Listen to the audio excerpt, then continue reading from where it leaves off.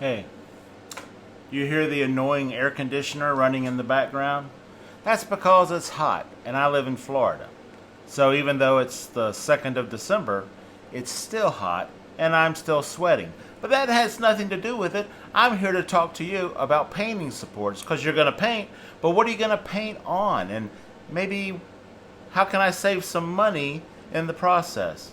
So let's get going and I'll turn this thing off.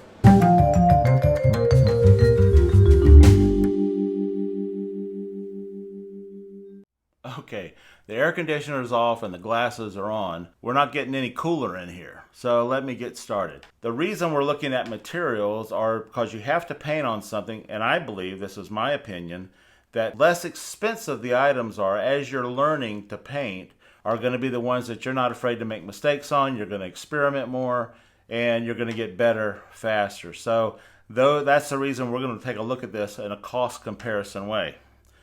I have a tip for you, and that first tip is that image is king. If you have a great looking painting, regardless of the support that it's on, it's more likely that you're going to have a buyer for that painting because the image is what is the most important thing. So whether it's on paper or MDF or canvas or linen or gold clad platinum, image is king. And so that's tip number one.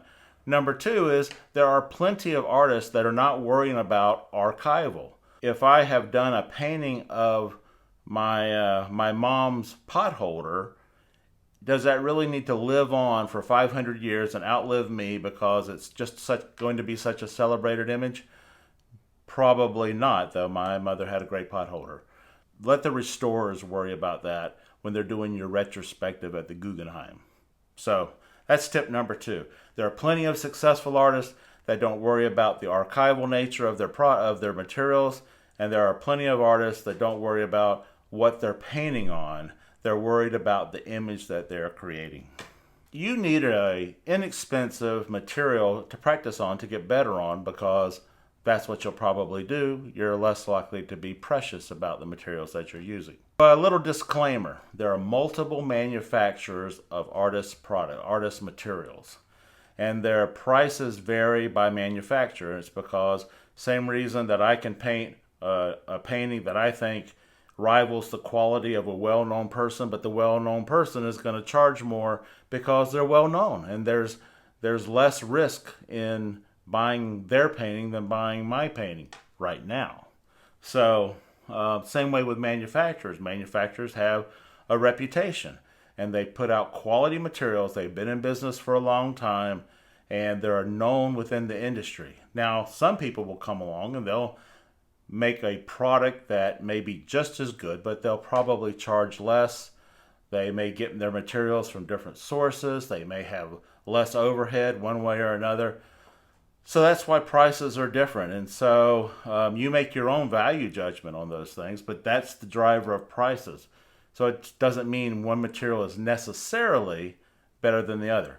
But as we look at materials, we're going to look through generally from least expensive to most expensive, and we're going to look at the ones that we purchased that have already been made for us and those that we may be able to make ourselves. So we'll start off with Arches oil paper, and you don't have to prime this or anything.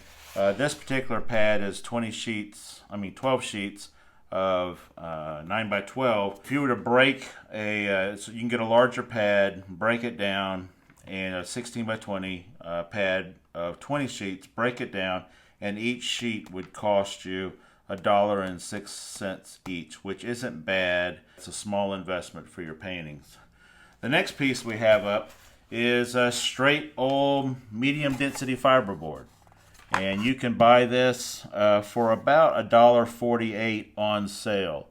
And when I say on sale, I'm talking about Jerry's Artorama, Dick Blick. There's a couple other artist supply stores, and we'll talk about some DIY options. But this is an 1/8 inch thick piece of MDF. And this particular one, I'll talk about a little bit later, but remember this surface on the back as I talk about it. But a plain MDF sheet, you would have to, or you should, gesso it, seal it, front and back, cuts down on warping, And a great product when you think about it. You could sell it just like this, not to mount anything else to it. $1.48 a piece on sale. Next would be gessoed MDF. And I have a piece of gessoed. Now this is just raw MDF. You saw the white on the other. There was a melamine finish on the back. But this piece of MDF I've gessoed, I've sanded it, I've gessoed it.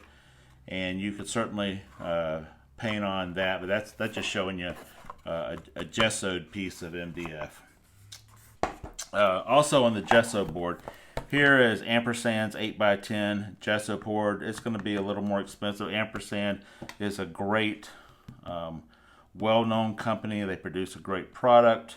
I am not sponsored by them, but Ampersand, if you're out there, by all means, give me a call. But it's a gesso. It's called gesso board, and it's museum quality. So that's one. This is by Raymar. Put a kind of a canvas surface on MDF, and they've sealed the back already.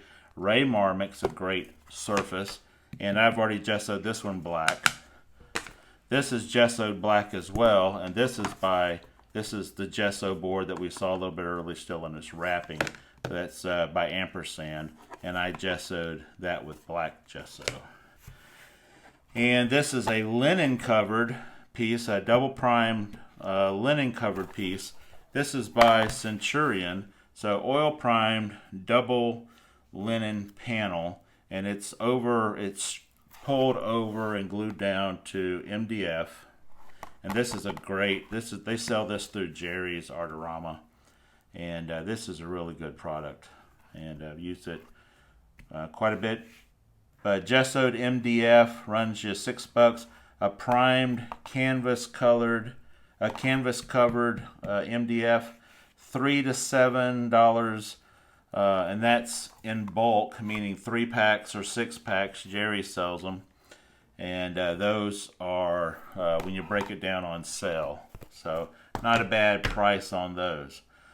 So let's talk about ACM panels. ACM is aluminum composite material, and I'll put a video somewhere up here. I've talked about ACM panels and what they are. Go check that one out. And I've primed this myself. It's a aluminum sandwich. It's actually a polycarbonate core and polypropylene core, maybe. Go watch my video. I need to go watch it. But and then it's got 2 real thin sheets of aluminum, one on each side. And in this particular one, I've sanded it and just put 3 coats of gesso on it. So, but if you go buy these, an unprimed ACM panel is going to run you 8x10. It's going to run you about $7. If it's primed by the manufacturer, it's going to run you around $12 for that same panel. And you can also get these canvas covered. So if you want linen or a particular type of cotton canvas on it, they sell those mounted to ACM panels, and they'll run you $14 to $16 for an 8x10. So now these things do go on sale. Next, we need to talk about canvas panels, just stretched canvas panels. And they were starting to get just a little bit more expensive. This is still in the plastic. This is a small canvas. This is about a 1/2 inch. You can buy the stretcher bars, buy your canvas, mount it yourself. This is primed already. And these will run you in the similar $9 to $12 a piece. So not too bad, right? So let's talk for a minute about doing it DIY or do it yourself. All right.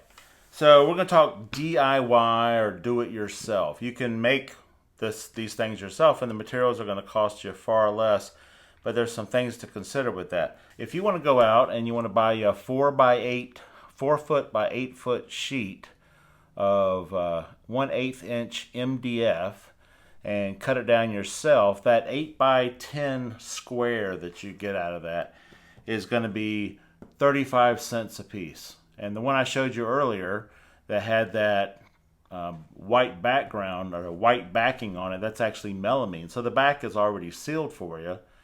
And on the raw side, you'll just need to gesso that and seal it however you want to seal it, or apply a paper. You could glue down a paper to it. You could glue a canvas or linen to it as well.